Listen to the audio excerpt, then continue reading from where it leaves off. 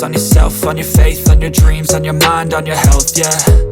You gotta work, never tell, keep your head down, find what you love and excel, yeah. Push and pull and repel any hate, go create what you want, feel compelled, yeah. And once you finally get a taste of the race, you'll never look back once you felt that. Don't let somebody take your time and your worth, just focus on yourself first. Don't let somebody take your time.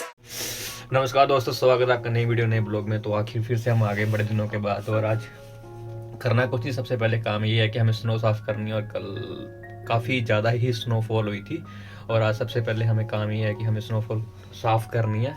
ये उठ नहीं रहा था, इसको मैंने ज़बरदस्ती उठाया है ताकि अकेले बंदे का काम नहीं है ये स्नो साफ़ करनी।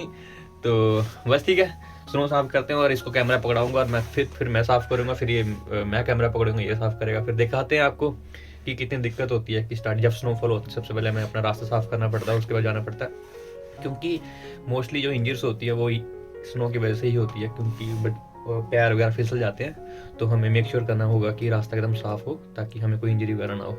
चलो देखो फिर आप भी।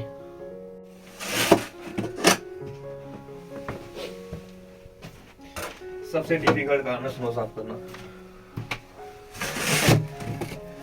क्योंकि हमें ध्यान रखना पड़ता है हमारे पैर ना स्लिप हो जाए।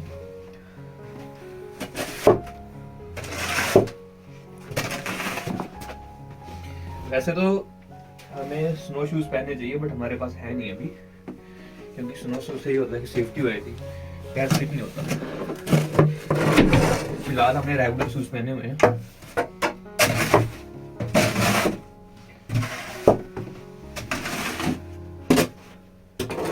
मौसम तो बड़ा खतरनाक है, मतलब साफ है, एकदम सनी डे है।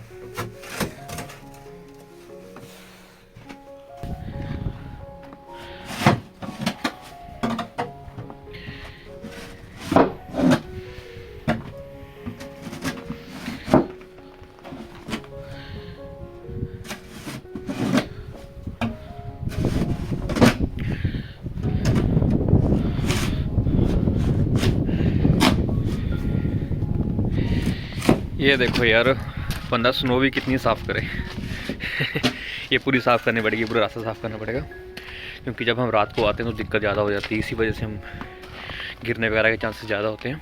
तो ये पूरा साफ़ करना है। और इस साइड देखो,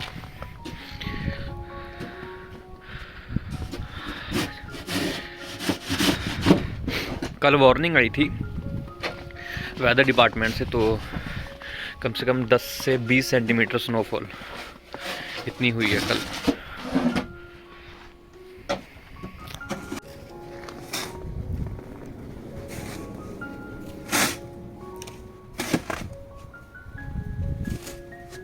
ये वाला एरिया पूरा साफ करना है,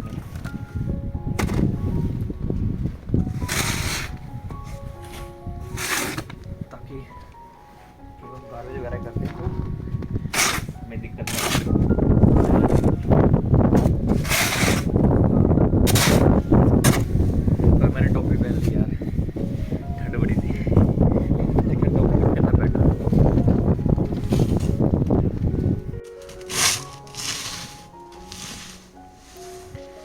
शाबाश शंकु, शाबाश।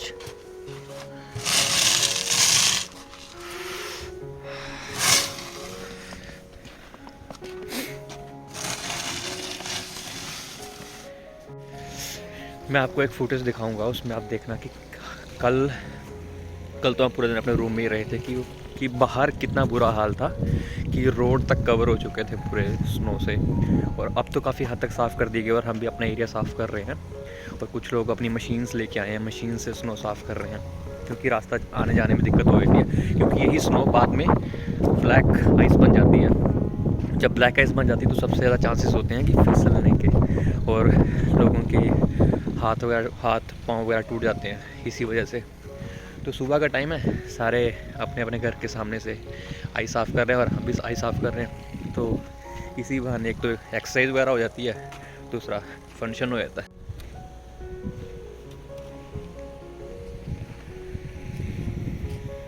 तो दोस्तों, मैं इन रोड के बारे में बता रहा था। ये रोड है, बट देख लो ये पूरा कवर्ड है। अभी तो मतलब ये साफ़ कर दिया गया है, ये साफ़ करने के बाद भी आइस है। तो आप खुद ही सोचो कि जब आइस थी तो उनको मतलब कि रोड दिख ही नहीं रहा होगा, तो इतना बुरा हाल था। और बाकी जितने भी लोगों के घर के सामने देखो बड़े बड़े पहाड़ बन गए हैं आइस के तो ऐसा ही है। तो सबसे बड़ा काम यही होता है, सबसे पहले उठो जब भी स्नोफॉल हो और आइस साफ़ करो। मैं इस चीज़ के बारे में बता रहा था, जैसे जब आइस पिघलती है ना तो पानी पानी सा हो जाता है, और बाहर का टेम्परेचर तो फिर भी माइनस में है, तो ये ना बर्फ़ की परत जम जाती है एक, जैसे हमारे जो फ्रीजर में बर्फ़ होती है ना उस तरह की परत जम जाती है। और उसके बाद क्या होता है कि इसी को ब्लैक आइस बोलते हैं। और फिर बाद में क्या होता है कि पैर फिसलता है हमारा, मतलब जब भी हम पैर रखते हैं ना तो पैर हमारा फिसल जाता है। तो इस चीज़ का बड़ा ध्यान रखना पड़ता है। तो स्पेशली बोलते हैं कि जब भी स्नोफॉल हो, जब भी स्नो हो, तो स्नो शूज़ पहन के निकलना चाहिए बाहर। तो स्वागत है आपका दोबारा। ब्रेकफास्ट करने के बाद अब मैं निकल पड़ा अपना बैग वगैरह लेके, ताकि मुझे थोड़ा सामान वगैरह लेना, थोड़ा इलेक्ट्रॉनिक का सामान लेना और थोड़ा फ्रूट्स और वेजिटेबल्स, कुछ ड्राई नट्स लेने हैं। क्योंकि जब आप यहाँ पे आते हो और आपको अपनी सेहत का खुद ध्यान रखना पड़ता है, क्योंकि घर वाले जब आप घर पे होते हैं तो बेसिकली घर का खाना और घर वाले होते हैं जो आपका ख्याल रखते हैं। बट जब आप किसी दूसरी कंट्री में जाते हो, जब आप अकेले होते हो, तो वहाँ पे आपको अपना ध्यान खुद रखना पड़ता है, क्योंकि आपके पास एक स्पेसिफिक बजट होता है। आपको उस बजट के अंदर ही सब कुछ अरेंज करना होता है, ताकि आपकी जो डाइट है उस पर इफेक्ट ना पड़े, आपकी हेल्थ भी ठीक रहे और आप काम भी करो। तो उस चीज़ को मैनेज करना सबसे बड़ा टास्क होता है यहाँ पे। तो बस यही कोशिश है कि जितना हमारा बजट है उस बजट में हम मैक्सिमम से मैक्सिमम जितना न्यूट्रिशन वाला फूड ले सके, कंज्यूम कर सकें, उतना कोशिश रहती है पूरा बैलेंस डाइट बना के कि हाँ ब्रेकफास्ट में आपको क्या लेना है, आपको लंच में, डिनर में, ताकि आपकी कोई भी मील स्किप ना हो। इस चीज़ का ध्यान रखना, क्योंकि जब भी यहाँ पे कोई स्टूडेंट वगैरह आता है, कोई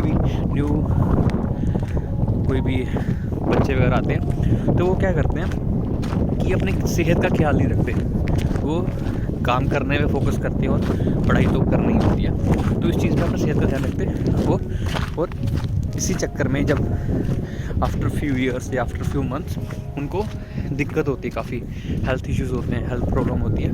और यहाँ पे जिस इंसान की यहाँ पे हेल्थ इंश्योरेंस ना हुई हो तो बहुत ही ज़्यादा कॉस्टली है यहाँ पे हॉस्पिटल्स वगैरह का बिल पे करना। तो हेल्थ इंश्योरेंस भी ज़रूरी है, वो भी करवानी ज़रूरी है। तो इसलिए बोलते हैं कि हाँ जब आप अकेले हो तो आपको खुद अपना ध्यान रखना ज़रूरी है कि आप किस तरह मैनेज कर रहे हो हर एक चीज़। बजट भी आपका एकदम साइज है, प्रिसाइज है, उसके बाद आपको खाना पीना भी सही है, आपको बिल्स वगैरह भी पे करने हैं, आपको हर एक चीज़ मैनेज करनी, क्योंकि घर पे तो आपके मदर फादर ना सब कुछ वेल इस्टेब्लिश्ड होता है। बट जब आप किसी और कंट्री में होते हैं वहाँ पे आपको इस्टेब्लिश होना है, खुद करना है। तो स्टार्टिंग के डेज स्ट्रगलिंग होते हैं, तो उसी चीज़ में मेरा भी प्रोसेस है, ठीक है, मेरे भी स्ट्रगलिंग डेज चल रहे हैं। बट हाँ सीखने को काफ़ी कुछ और काफ़ी मज़ा आ रहा है इस प्रोसेस में कि हाँ डेली नए चैलेंजेस आते हैं, तो कैसे इन चैलेंजेस को काउंटर अटैक करना है। तो बस इसी चीज़ में है। तो मैं आज उसी पार्क में आया हूँ, उसी मतलब कि जो मार्केट का रास्ता है उस पार्क से गुजरता है। तो पार्क इतना खूबसूरत लग रहा है ना, क्योंकि चारों तरफ स्नो ही स्नो है। मैं आपको व्यू भी दिखाऊंगा इस चीज़ का, बट कि आप देखो खुद ही, फिर मैं बात करता हूँ आपसे।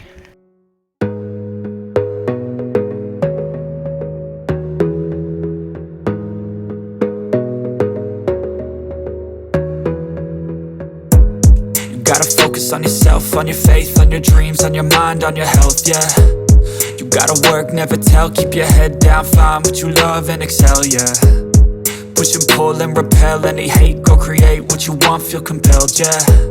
And once you finally get a taste of the race, you'll never look back once you felt that.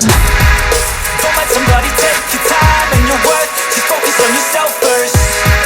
Don't let somebody take your time and your worth, just focus on yourself first.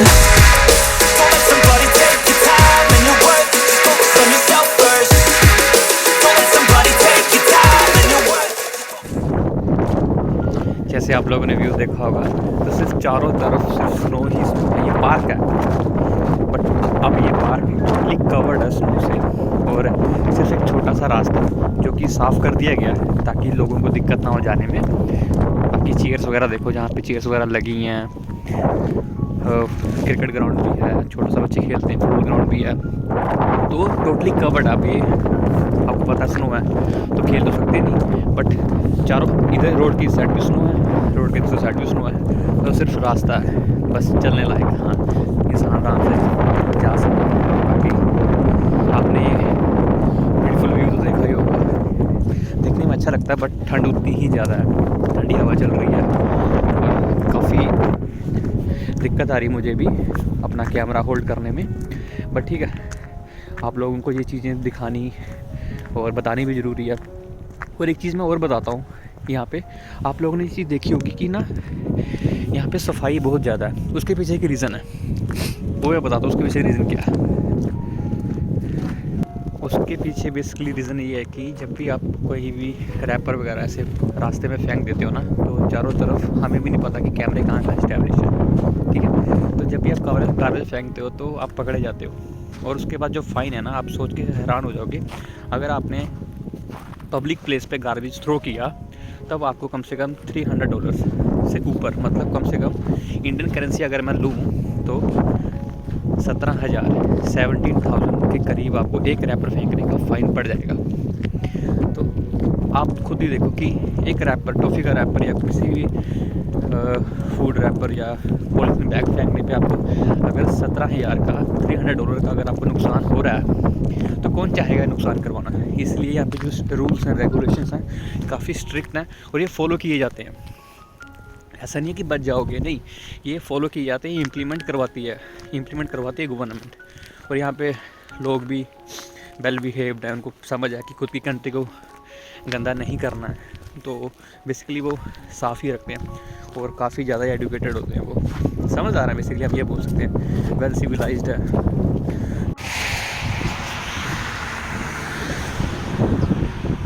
मैं रास्ते से ही गुजर रहा था, मेरे को छोटी छोटी चिड़ियाँ मिल गई। अब ये चिड़ियाँ इंडिया में तो देखने को बड़ी कम मिलती हैं, तो ये वही चिड़ियाँ छोटी छोटी, तो मैं सोचा इसको कैप्चर कर लूँ मैं अपने मोबाइल में।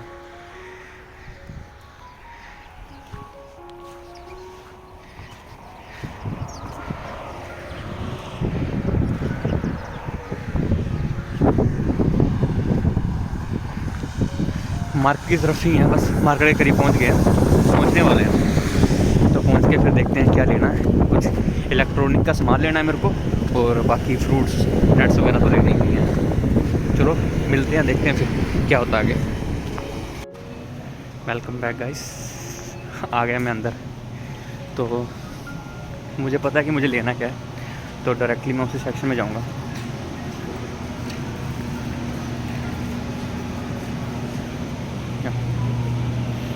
सबसे पहले मेरे को ड्राई फ्रूट्स उठाने हैं।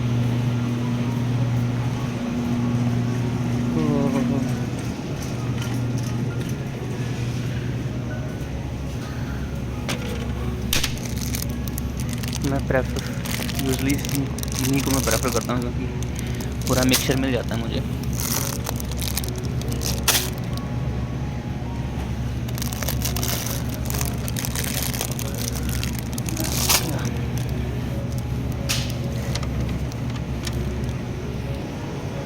बेसिकली बीइंग एन वेजिटेरियन, एक वेजिटेरियन होने के नाते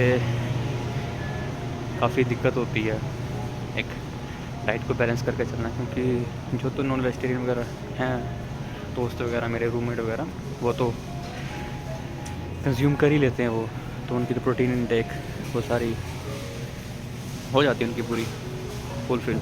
बट मुझे अपनी डाइट का बेसिकली ध्यान रखना पड़ता है कि मैं जो भी खाऊं वो हाँ ठीक हो, कि मेरी बॉडी अगर कोई ब्रेकडाउन, मसल्स ब्रेकडाउन वगैरह हो तो वो अच्छी तरह रिकवर कर पाए, तो इस चीज़ का मैं पूरा ध्यान रखता हूँ। अब जो मैं प्रोटीन ढूंढ रहा हूँ वो प्रोटीन यहाँ है नहीं, और मैं ये न्यू प्रोटीन ट्राई करना भी नहीं चाह रहा, क्योंकि मुझे पता है कि मुझे रिएक्शंस, मेरी बॉडी रिएक्ट जल्दी करती है अगर कुछ भी एलर्जिक चीज़ बॉक्सेस में हूँ तो मेरी बॉडी रिएक्ट जल्दी करती है और उसके बाद सैड रिएक्शंस होती हैं। तो मैं चीज़ों को ट्राई नहीं करना चाह रहा, क्योंकि जो ब्रांड मैं पहले से ऑलरेडी यूज़ कर रहा हूँ, मैं वही ब्रांड ढूंढ रहा हूँ और होपफुली मुझे वो ब्रांड मिल जाए।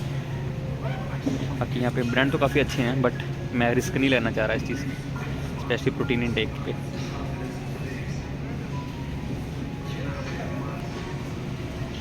एक हैंड शॉप भी लेना था, ठीक है इसको भी उठा लेते हैं। और हाँ, एक यहाँ पे एक बात और बताऊँ मैं आपको, जैसे हम इंडिया में कपड़े वगैरह धोते हैं वॉशिंग मशीन में भी या हाथों से भी, तो हमारा जो डिटर्जेंट होता है ना वो होता है पाउडर फॉर्म में, बट यहाँ पे जो डिटर्जेंट होते हैं वो लिक्विड फॉर्म में होते हैं। चाहे टाइड के ले लो आप, किसी भी ब्रांड के, जो भी वॉशिंग मशीन में जो डिटर्जेंट यूज़ होते हैं कपड़े धोने के लिए, केमिकल्स यूज़ होते हैं, वो सारे लिक्विड फॉर्म में होते हैं। तो ये चीज़ भी काफ़ी न्यू थी मेरे लिए यहाँ पे। ये देखो दोस्तों, रेडीमेड नान, रेडीमेड पराठे, सारा कुछ रेडीमेड है यहाँ पे। बट मैंने ट्राई किए थे, बट टेस्ट वो नहीं होता, खाए नहीं जाते, क्योंकि हमें तो ताज़ी रोटियाँ खाने की आदत है, तो ये चीज़ें तो खा ही नहीं जाते। मुश्किल होता है इनको अंदर निकालना भी। अभी मैं बेसिकली टोफू ढूंढ रहा हूँ कि टोफू मिल जाए मुझे। टोफू नहीं मिलेगा तो पनीर ले जाऊँगा मैं, तो बस वही ढूंढ रहा हूँ मैं कि कहीं होगा। टोफू भी ढूंढना पड़ता है यहाँ पे, क्योंकि नाम और ब्रांडिंग डिफरेंट है, तो उसी की वजह से मैं ढूंढ रहा हूँ उस चीज़ को।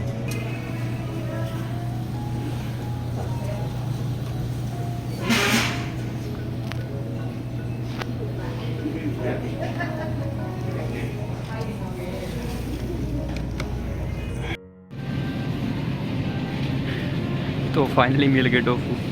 काफ़ी ढूंढा मैंने, एक साइड से दूसरे साइड से तीसरे साइड पहुंच गया, और यहाँ पे मिला मुझे को आगे टोफू। तो मुझे टोफू लेना है। हाँ, तो टोफू लेता हूँ, उसके बाद फ्रूट्स एंड वेजिटेबल्स के सेक्शन में जाता हूँ, फिर देखते हैं फिर क्या होता है आगे।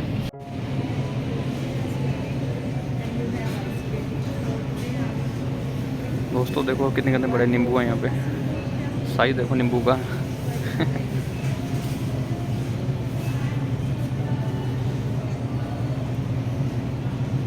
एकदम ताज़ी सब्जियाँ।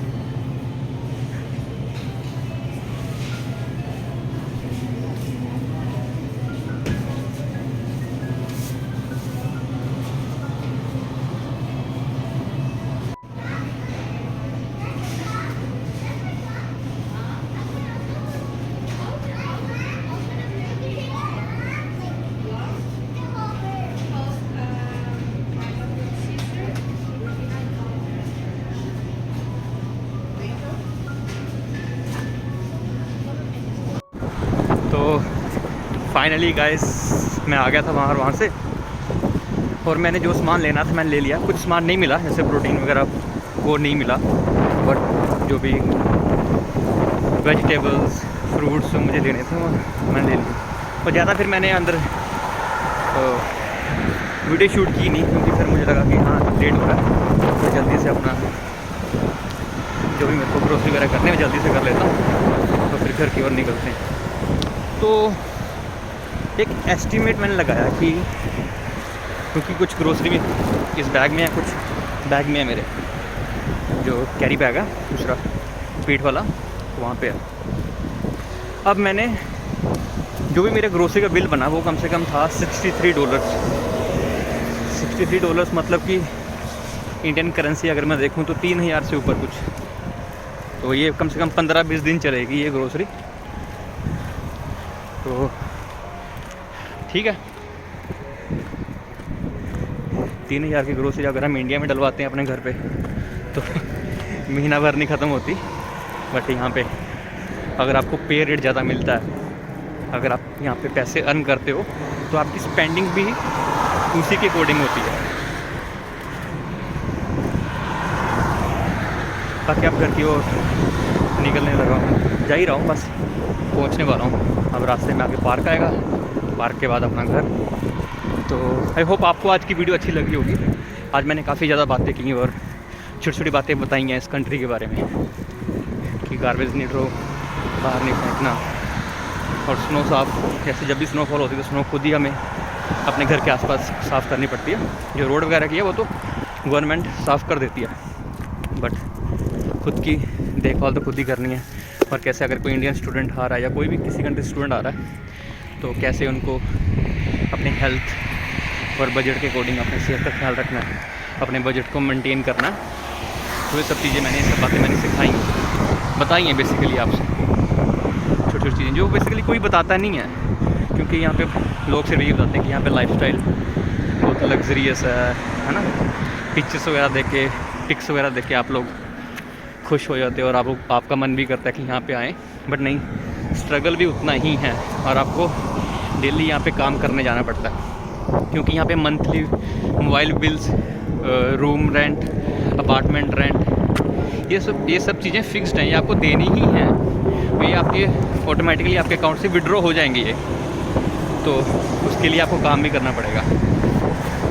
तो जैसे मैं पहले से बोलता आया हूँ कि यहाँ पे लाइफ काफ़ी ज़्यादा बिजी है, उसको बिज़ी रखना पड़ता है ताकि आप अपने करियर में आगे बढ़ो, सक्सेस अचीव करो। और उसी के साथ साथ में आपको अपने सेहत का भी ख्याल रखना पड़ता है कि आपकी डाइट, आपकी फ़िज़िकल हेल्थ, एकदम मेंटल हेल्थ, इमोशनल हेल्थ, वो सारी बैलेंस रहे।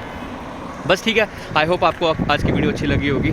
तो इस वीडियो को यहीं पे एंड करते हैं, तो मिलते हैं फिर नेक्स्ट वीडियो पे। तब तक के लिए आप सभी अपना ख्याल रखो। चलो बाय।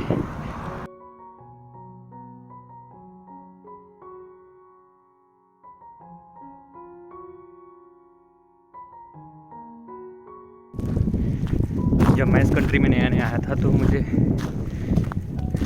काफ़ी दिक्कत हुई थी सबसे पहले करेंसी समझने में कि इस करेंसी को स्पेंड कैसे करना है,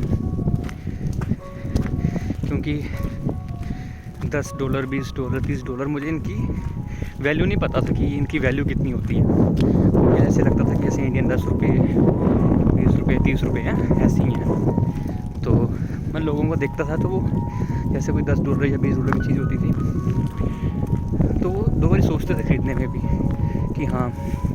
तो मेरे को लगता था कि सोचना क्यों पड़ रहा है इतना, $10, $20 तो है, बट जब खुद अर्न करो और उसके बाद जब खुद ही आपको देखना पड़ता अपना ना, तब समझ आती है। तो तब समझ आया कि नहीं, $10, $20, $30 या $40 इनकी वैल्यू भी बहुत ज़्यादा है।